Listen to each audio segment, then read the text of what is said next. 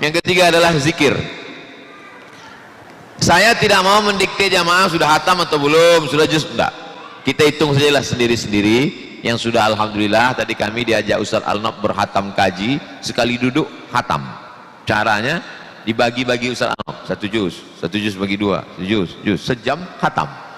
Nah, jadi Ustaz Al-Nab ada pula jurusnya cepat hatam ini. Diminta saya membaca, saya dikasih juz 22. Ustaz Somad juz 22. Nah, duduk habis itu baca khatam Quran kami.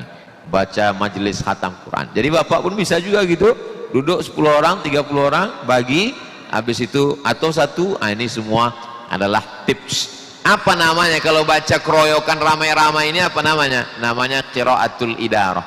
Qiraatul idarah itu bisa satu ayat atau 5 ayat atau bersama-sama atau satu juz. Qiraatul idarah baik, tidak salah kata Imam An-Nawawi. Mustahab kata dia, bagus dibaca, tidak salah. Tapi yang afdal adalah dibaca sendiri. Tapi tak terkejar lagi 3 hari lagi. Lalu kemudian tak juga bisa baca Quran. Saya sholat Pak Ustadz sakit pinggang saya, sakit kepala, sakit badan. Baca Quran pun Pak Ustadz titik ya menjadi 3, titik nun bercabang. Ajab betul penderitaan kawan. Masih ada satu amal lagi. Amal terakhir yaitu zikir. Pejamkan mata, bersandar ke dinding, berzikir. Kalau ada kawan menuduh tertidur, enggak, saking khusyuknya itu. Tasbih, subhanallah wa bihamdihi, subhanallahil azim, subhanallah wa bihamdihi, subhanallahil azim, subhanallah wa bihamdihi, subhanallahil azim. Kalimatani, 2 kalimat, khafifatani 'alal lisan, ringan di lidah, tsaqilatani fil mizan, memberatkan timbangan mizan pada hari kiamat, habibatani ilar rahman, nanti disukai Allah Subhanahu wa taala. Itulah dia subhanallah wa bihamdihi, subhanallahil azim. Tasbihnya Nabi Yunus di dalam perut ikan. 3 kegelapan, gelap malam, gelap laut, gelap perut ikan, ditelan, maka dia bertasbih, la ilaha illa anta subhanaka inni kuntu minaz zalimin, la ilaha illa anta subhanaka inni kuntu minaz zalimin, la ilaha illa anta subhanaka inni kuntu minaz zalimin. Kok kenapa dari tadi pakai tasbih Nabi Yunus? Aku yang dalam 3 kegelapan Pak Ustaz. Gelap apa? Gelap kredit. Yang kedua, gelap atasan. Yang ketiga, gelap orang rumah. Biar keluar aku dari 3 kegelapan ini. Bagus. Lalu kemudian istighfar. Astaghfirullahalazim, astaghfirullahalazim, astaghfirullahalazim, astaghfirullahalazim. Man lazimal istighfar, siapa yang memperbanyak istighfar, ja'alallahu lahu min kulli dhiqin makhraja, segala kesempitan hidupnya diberikan solusi, wa min kulli hammin faraja, setiap kesusahannya diberikan kelapangan, wa razaqahu min haitsu la yahtasib, dikasih Allah jalan yang tak disangka-sangka. Memperbanyak istighfar 100 kali bagus. Ngitungnya bagaimana Pak Ustadz? Pakai jari aja. 1 2 3 4 5 6 7 8 9 10 11 12 13 14 15 16 17 18 19 20. Sekali genggam 20. 5 kali genggam 100. Payah Pak Ustadz, lupa pakai tasbih. Saya yakin semua kita ini punya tasbih. Cuman sudah terlalu lama dipinjam mobil kaca spion. Kasih tahu dia, biar supaya jangan sampai dulu pula dia masuk surga daripada kita. Kita ambil, kita pinjam 3 malam ini biar tasbih. Biasanya di ujung tasbih itu ada 10. Gunanya 10 mata itu 1 kali putaran 100 kali 10 1000. Istighfar 1000, subhanallah 1000, subhanallah bihamdi, subhanallahil azim 1000, selawat 1000. Bagus. Man shalla alayya salatan, siapa yang berselawat kepadaku 1 kali, sallallahu alaihi biha asyra, Allah balas 10 kebaikan. Wa huttan anhu asyara sayyiat, ditutupi 10 kesalahan. Wa rufi'an lahu asyara darajat, dinaikkan 10 darajat tingkatan kemuliaan. Allahumma salli ala sayyidina Muhammad wa ala ali sayyidina Muhammad. Allahumma salli ala sayyidina Muhammad wa ala ali sayyidina Muhammad. Allahumma salli ala sayyidina Muhammad wa ala ali sayyidina Muhammad. Jadi kalau zikir ini adalah banyak-banyakan. Kalau i'tikaf lama-lamaan. Bagaimana supaya bisa lama di dalam masjid? Maka zikir. Zikir sudah, baca Quran. Baca Quran sudah, tegak, diganti-ganti. Saya orangnya tak terlalu tahan lama duduk, biasanya tegak, habis tegak baca Quran, habis itu zikir, habis zikir tegak lagi. Biasanya kalau pergi umroh di Masjid Nabawi, Masjidil Haram begitu. Masuk zuhur, keluar maghrib, masuk maghrib, keluar tengah malam, masuk jam 2 malam, keluar jam 6, biasanya 3 ini saja, sholat sunat, baca Quran, zikir, sholat sunat, baca Quran, zikir. Jangan sampai masuk masjid bingung tak tahu apa yang mau dilakukan. Nah, di antara tanda-tanda ciri-ciri orang yang masuk masjid tak tahu mau buat apa, zikir, duduk, udah itu tak lama mulai keluar handphone, mulai moto ke atas, ke atas, itu ke muka, habis itu foto pula orang, habis itu update status. Dia tak tahu rupanya dia direkam orang pula dari jauh. Tak salah, dia udah mau ke masjid itu aja pun sudah hidayah, itu sudah. Jadi jangan pula salahkan orang, kau di masjid ini, aku syukur ke masjid, kawanku masih mabuk lagi di luar gitu deh. Nah itu, jadi kalau kita mau melihat-lihat, ini sekarang mau mengukur, kalau mau melihat masalah dunia tengok ke bawah, tapi kalau untuk masalah akhirat tengoklah ke atas. Orang yang lebih lama, lebih panjang bacaan Qur'annya, lebih lama zikirnya. Nah ini malam ini sudah terhitung 1 malam, tinggal 2 malam lagi, 28, 29.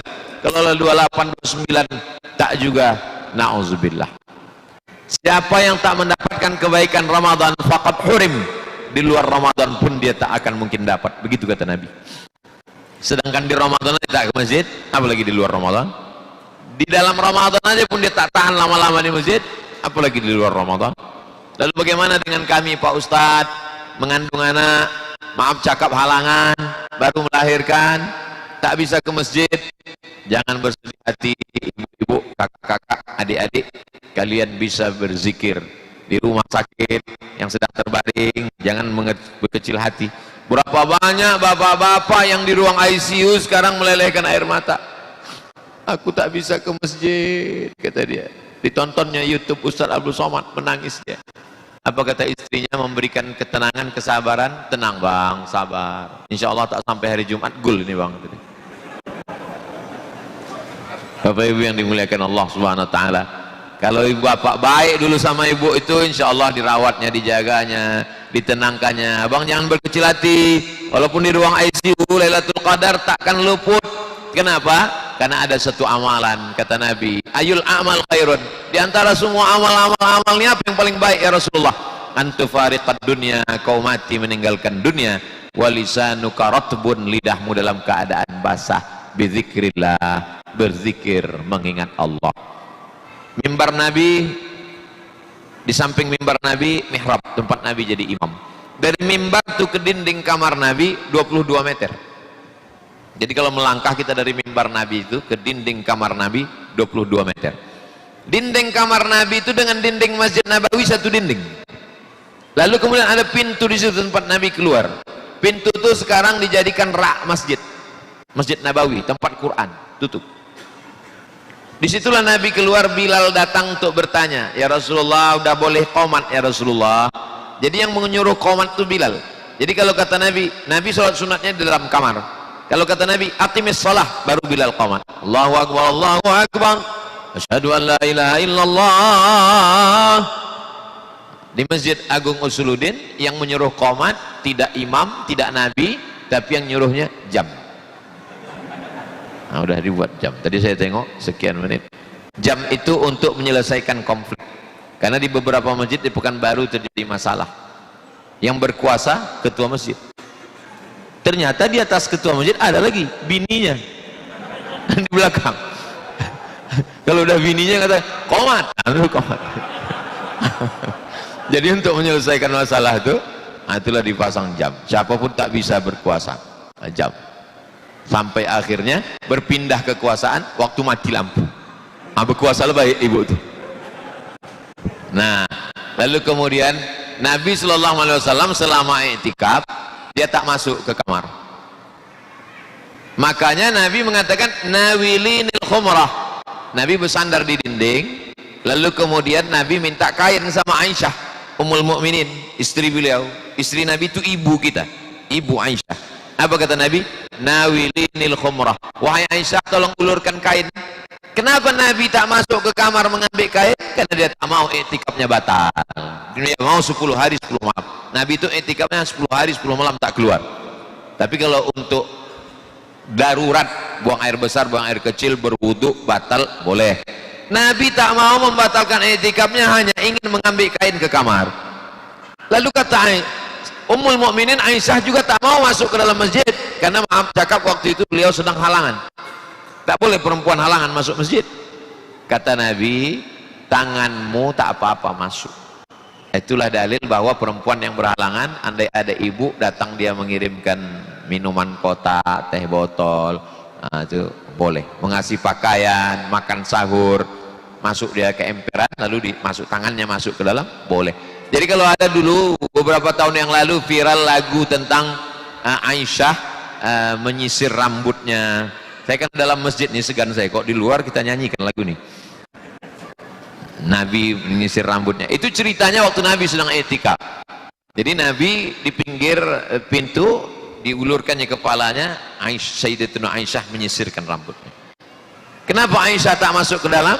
Karena Sayyidatuna Aisyah sedang berhalangan, dia tak mau masuk masjid. Kenapa Nabi tak keluar ke sana? Karena Nabi tak mau i'tikafnya batal. Kenapa Nabi tak mengambil sisir itu sisir sendiri? Karena Nabi orangnya mesra. Jadi jangan anggap Nabi itu mau mengamuk, bid'ah. Itu Nabi apa itu? Nabi itu mesra orangnya. Tolong kau sisirkan rambutku sayang, gitu. Manggil pun tak ada manggil, tak pernah Nabi manggil nama Aisyah, tak. Dia panggil ya Humairah. Humairah artinya orang yang kulitnya putih kalau kena cahaya matahari kemerah-merahan. Nah, jadi bapak kalau besok panggil mau manggil ya Humairah, boleh panggil. Tapi bini saya tak putih Pak Ustaz. Apa-apa menyenangkan hati orang. Yang belum terlalu jujur panggil ya Hajar Aswad. Nah, lalu kemudian ini seputar i'tikaf Nabi SAW. Panjang umur sehat, sehat badan, panjang umur, ada rezeki. Mudah-mudahan seumur hidup kita sekali sebelum mati pernah kita i'tikaf 10 hari 10 malam di Masjidil Haram. Amin. Ada program i'tikaf 10 hari 10 malam, berangkat tanggal 18 Ramadan, pulangnya Idul Fitri. Itu kita puas-puaskan insya Allah. Sekarang memang saya sendiri pun khawatir untuk pergi umroh ini, duit tak banyak tapi ada insya Allah, badan sehat, cuman tak tahan cucu hidung. Mau masuk pesawat cucu hidung, keluar pesawat cucu hidung, masuk hotel cucu hidung, keluar hotel cucu hidung, balik amal tak banyak, lubang hidung makin besar. Nah, tapi insya Allah iya tuh saya dulu dia baru balik.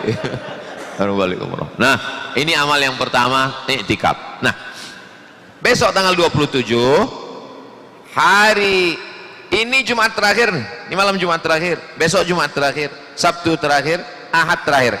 Ahad tuh nanti tanggal 29. Tanggal 29 sore dianjurkan untuk waftiru li ru'yatih, menengok anak bulan. Tanggal 29 Ramadan, Ahad sore dianjurkan untuk mengintai anak bulan. Kalau tradisi orang di Indragiri Hulu, ada satu mahasiswa Fakultas Syariah, skripsinya tentang tradisi orang di Indragiri Hulu mengintip anak bulan dengan kain jarang.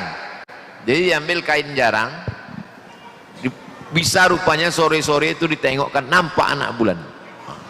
Ada dulu skripsi di UIN. Sekarang alhamdulillah sudah ada teropong dipasang di Jalan Jenderal Sudirman Pekanbaru, harganya 50 juta. Sejak dibeli teropong itu sampai sekarang belum pernah nampak anak bulan. Asal dipasang asap aja nampak. Sekarang lain pula, dipasang nampak minyak goreng.